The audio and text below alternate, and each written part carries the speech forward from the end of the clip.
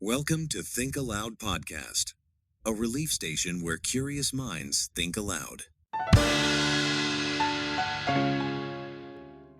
So we usually come into these deep dives with, a whole pile of research or a long article.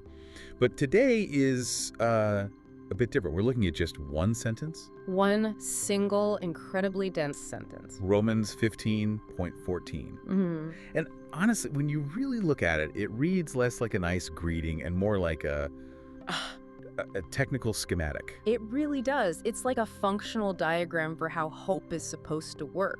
Yeah. You've got a power source, a connector, and a very specific output. It's all laid out. Right. And that's the part that stands out. Because most people treat hope as a mood, something you either wake up with or you don't. But this text starts by defining the subject.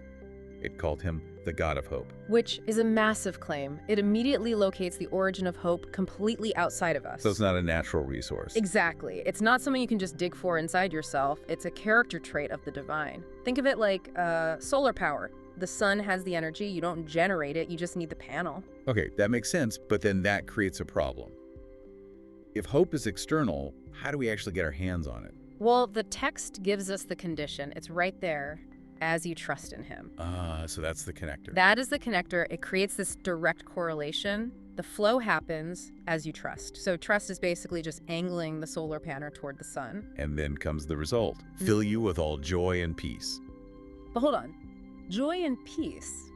That can sound a little fluffy. Is it just telling us to, feel good vibes while we're trusting? I don't think so, not in this context. It uses the word fill. That Yeah. implies capacity, total saturation. Right. In this mechanism, joy and peace are the kinetic energy.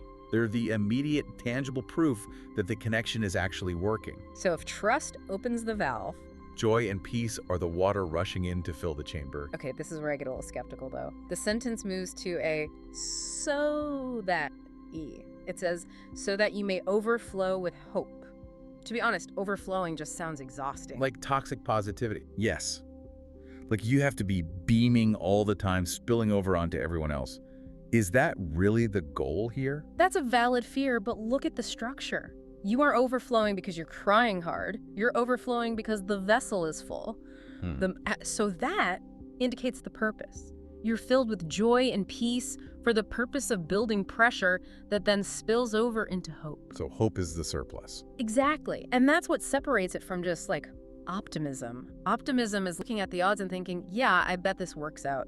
Hope, as it's defined here, is an abundance of assurance that goes way beyond what your situation logically calls for. You have more hope than you should have. Because your container is overflowing. But again, sustaining an overflow, Yeah. that creates a massive energy demand. If I'm spilling over all the time, I'm going to burn out. I can't keep that pressure up myself. And you weren't supposed to? This is the part of the schematic that so often gets missed. The text ends with, by the power of the Holy Spirit. So it's not my battery. No. And that's so crucial. The text explicitly removes the burden of production from you, the individual. You don't manufacture the hope. You don't even manufacture the power to overflow. My only role is the trust part, opening the valve. Right. The power of the Holy Spirit is the water pressure that drives the entire engine. That just completely flips the script on this idea of trying to be hopeful. It does. It suggests that hope isn't a task. It's a consequence. It's a consequence of being plugged into that power source. So if we look at the whole diagram, trust connects you to the God of hope. That connection fills you with joy and peace, To capacity. which then naturally overflows into hope. And the whole system is driven by the Holy Spirit. Precisely. It turns hope from something you do into something that happens to you. Which leaves us with a pretty tough question for you to chew on. If the text says the God of hope fills you so that you overflow, well, if you're feeling hopeless right now, is it because you're running out of willpower? Or could it just be that your connection to the source is loose? Something to think about. Thanks for diving in with us.